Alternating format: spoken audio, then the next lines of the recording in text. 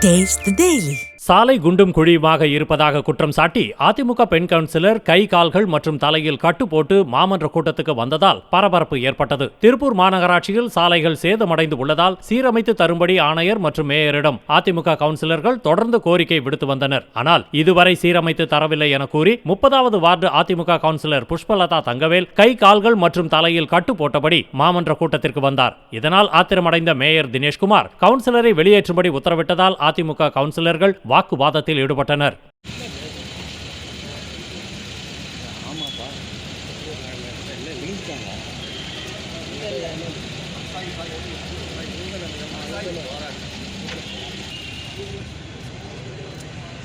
நான் விசுவல் எடுக்கிறேன், நீ கூப்பிட்டு வர சொல்லியா?